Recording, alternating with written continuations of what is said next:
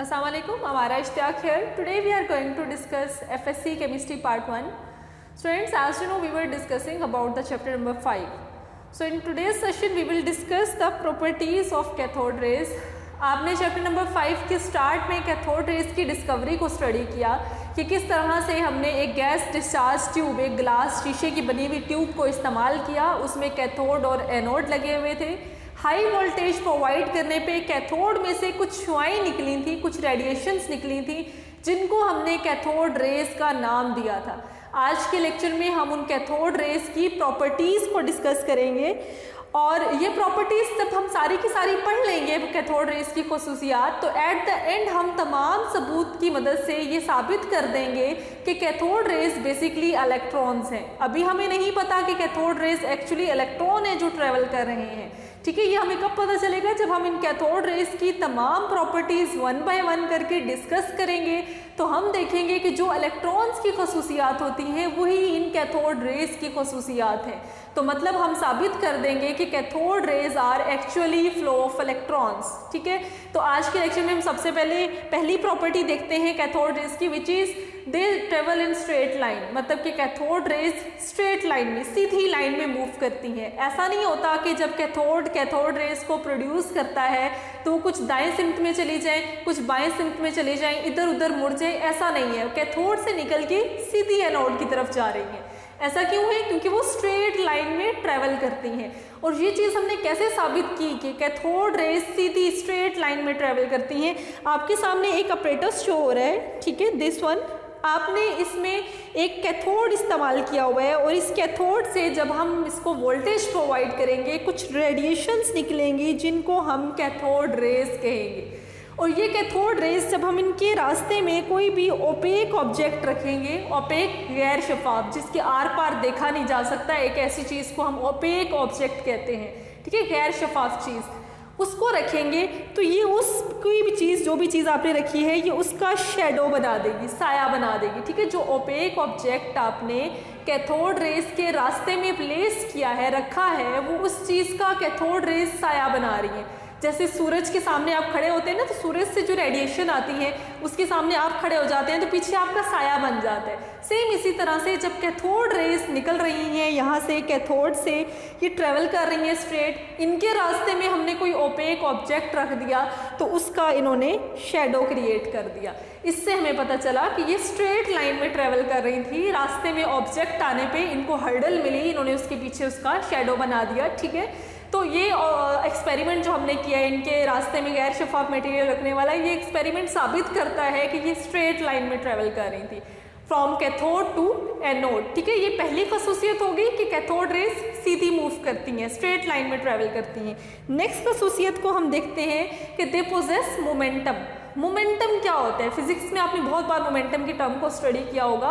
कोई भी ऐसी चीज़ जिसका मैस हो और वेलोसिटी भी हो, मैस और वेलोसिटी पोजेस करने की सलाहियत को आप मोमेंटम कहते हैं। मोमेंटम की उसके अंदर इतनी एनर्जी है कि वो ट्रेवल कर सके। वेलोसिटी होगी तो वो मूव करेगा, मैस होगा तो कोई चीज़ है जो मूव कर रही है, मैस ही नहीं है तो क्या चीज़ मूव करेगी, ठीक है।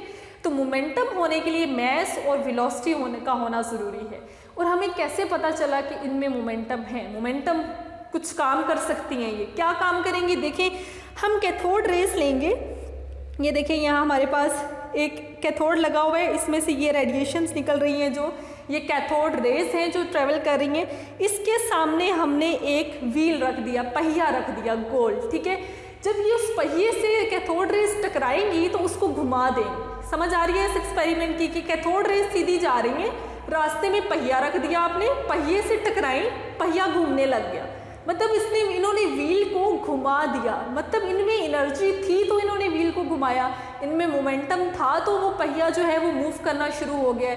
अगर इनमें मोमेंटम ना होता, इनके अंदर कोई ना कोई मैस ना होता, तो इनमें एनर्जी ना आती कि ये ट्रैवल करती हुई आ रही है तो आगे पड़ी हुई चीज़ को इन्होंने घुमा दिया। आपको पता है कोई मैस रखने वाली और वेलोसिटी रखने वाली चीज़ ही मूव करके जाती है तो कोई ना कोई एनर्जी पोजेस करती है, जिस एनर्जी को आगे वो किसी भी काम करने के लिए इस्तेमाल कर सकती है। तो कैथोड रेज सिंपली ये प्रॉपर्टी क्या है कि कैथोड रेज के पास मोमेंटम होता है, ठीक है। तो मोमेंटम क्या होता है? मैस एंड वेलोसिटी रखती हैं ये। इन कैथोड रेडिएशंस का मैस भी है और इनकी वेलोसिटी भी है जिससे ये ट्रैवल करती हैं। और ये चीज़ हमने कैसे साबित की कि कैथोड रेस को प्रोड्यूस करवाया किसी भी कैथोड से, ठीक है, और वो रेडिएशन जा रही है, हमने उसके रास्ते में क्या रखा, पहिया, व्हील रख दिया, उस व्हील को इन्होंने टकरा के घुमा दिया, तो मतलब दे पोजेस मोमेंटम, इनके पास मोमेंटम मौजूद होता है, ठीक है।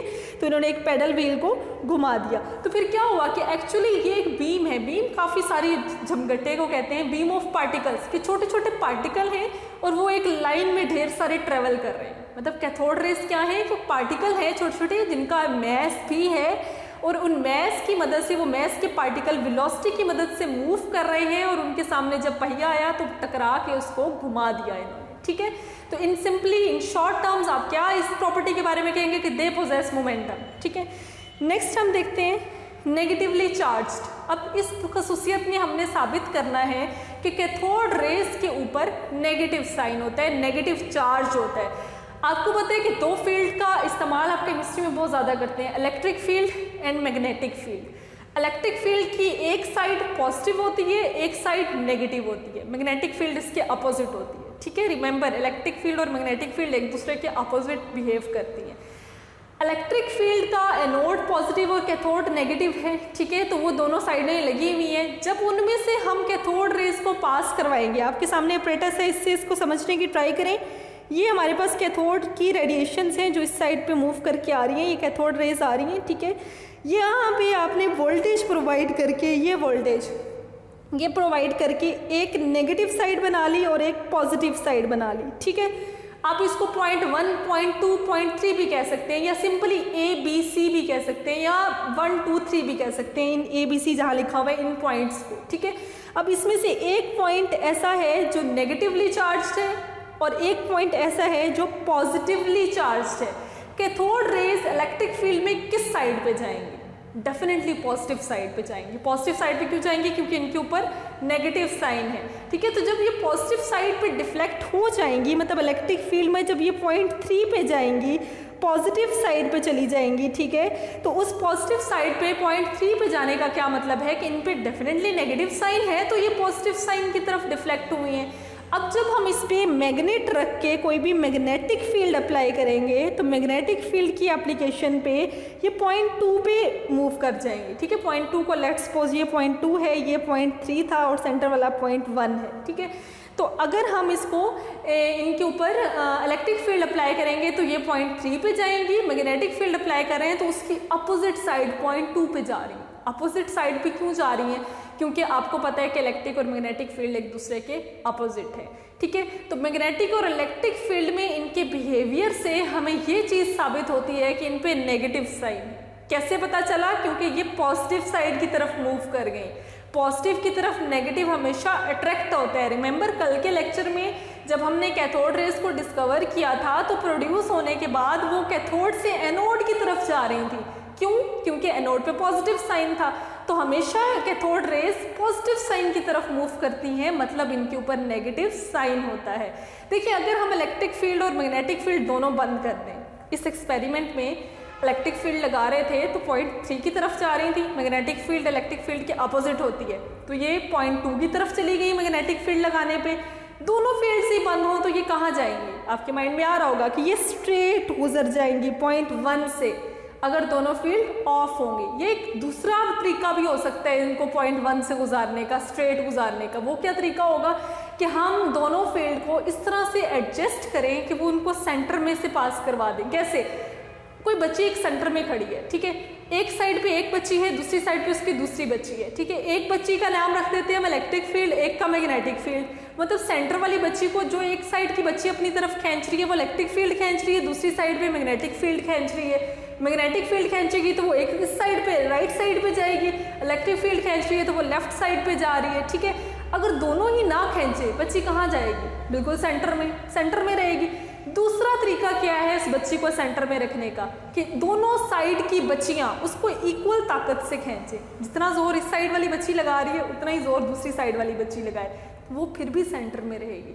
तो इसी तरह से ये रेडिएशन जब इलेक्ट्रिक फील्ड उनको पॉइंट 3 पे लेके जा रही है, मैग्नेटिक फील्ड उसको बिल्कुल अपोजिट पॉइंट 2 पे नीचे की तरफ लेके जा रही है। एक ऊपर लेके जाती है जब एक फील्ड होती है, इलेक्ट्रिक फील्ड होती है, जब दूसरी फील्ड होती है वो उसे नीचे की तरफ अपोजिट साइड पे लेके जा रही है, दोनों फील्ड्स बंद होंगी तो वो कहीं साइड किसी साइड पे नहीं जाएगा, दोनों ही फील्ड ऑन कर देंगे एट अ टाइम और दोनों की स्ट्रेंथ को एडजस्ट कर देंगे तो फिर भी वो सेंटर से ही जाएंगी। ठीक है, तो ये तमाम बातें ये साबित करती हैं, इनकी मूवमेंट, इनकी डिफ्लेक्शन टुवर्ड्स पॉजिटिव ये चीज़ साबित कर देंगी कि इनके ऊपर नेगेटिव साइन है, तभी इलेक्ट्रिक फील्ड में पॉजिटिव साइड पे जाती है और इलेक्ट्रिक फील्ड के अपोजिट मैग्नेटिक फील्ड में ये उसके अपोजिट बिहेव कर रही है। ठीक है, तो ये हमने आज के लेक्चर में कुछ प्रॉपर्टीज़ पढ़ ली कैथोड रेस की, कुछ मज़ीद प्रॉपर्टीज़ पढ़ेंगे और एट द एंड हम कहेंगे कि जो खसूसियात कैथोड रेस की हैं एक्चुअली वही खसूसियात इलेक्ट्रॉन्स की भी हैं,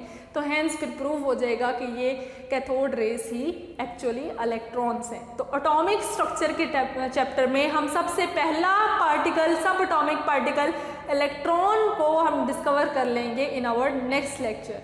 that's all about today's lecture. अल्लाह हाफिज़।